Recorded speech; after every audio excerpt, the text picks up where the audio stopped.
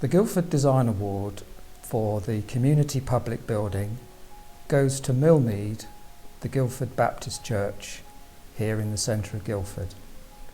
And the judges particularly liked this building because it had transformed a 1960s building and given it a complete new lease of life. The front of the building, which was rather uninviting, suddenly became transparent, and everybody was attracted into the building, and it became a lovely entrance space. We really enjoyed the fact that it was engaging, and it was also a contemporary design of building.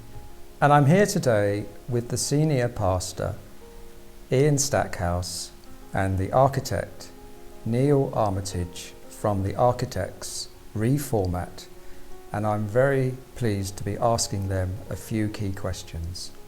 So when you started the project, what were the key objectives that you wanted to address? To bring a lot more light into the building, a lot more light and a lot more transparency. To try and create a much more welcoming entrance into the building. You know, it had a bit of a sort of fortress feel to it previously, and when you came into the building there were lots of sort of corridors and sort of a labyrinth of staircases. Trying to introduce some aesthetics into the building, which in a Baptist context is not easy, because Baptists are not renowned for their aesthetics.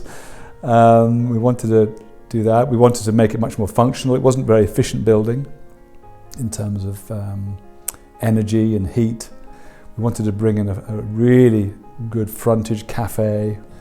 We wanted to try and link the building to the Millmead area. So my kind of memory of the beginning was really trying to define all the issues, all the kind of aspirations and functions, and prioritise them, because I think if we'd taken on board everything, the building would have been about 4 times the size it is now. So when you got into the project, what were the key challenges that you had to overcome? Phasing the work so that it was geared up to fundraising, and I think Colin Henry was amazing in that. You know, he did a lot of the hard graft, the project manager, to find out these elements that the church could fundraise, target for elements, and then build them, and then aspire to the next stage. And the other challenge for me was trying to keep some of the essence of the original building.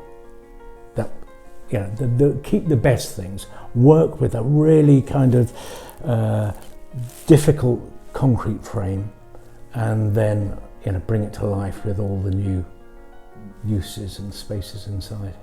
The challenge was selling the concept of the church. As with all projects, you have people who, what's the terminology, they adopt early, some adopt late. Because it's a living community, and this is our only home, and we weren't going to just knock down the building, we were going to phase it. How were we going to work around that? And over a period of 10 years, that's been, it's been a challenge, but also it's been remarkable to see how the church has done that and actually journeyed with the project.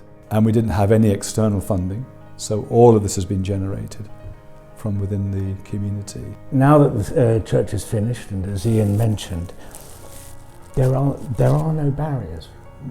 Right from the public realm into the heart of the building, anyone can stroll it. Stunning. Well, the sanctuary was the last piece, so we left that right to the end.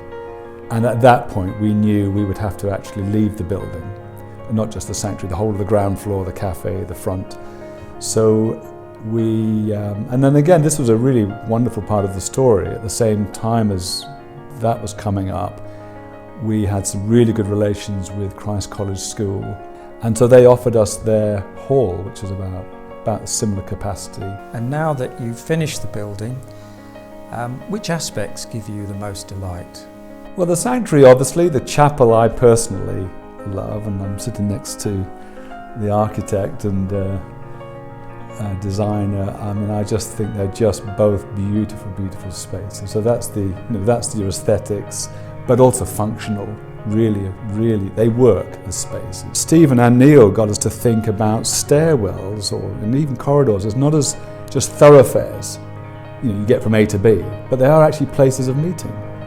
And so if you have them wide enough, and if you build them in such a way, and of course that is actually happening, you can see that. So the whole building becomes a place where people can encounter one another. I love the front of the building, and I think that really we've achieved what we set out, which was to join the building up to the community in which it's located. And to have this building where you've got a plaza area just steps off the road, the river.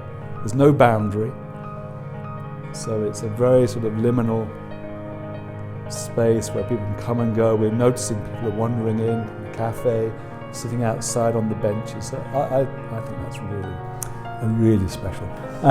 It is, it's that approach as you come up from Guildford and you approach the building, that transparency, and if you're lucky enough to do it on a sunny day when people are out on that terrace, and you just kind of move effortlessly into the church.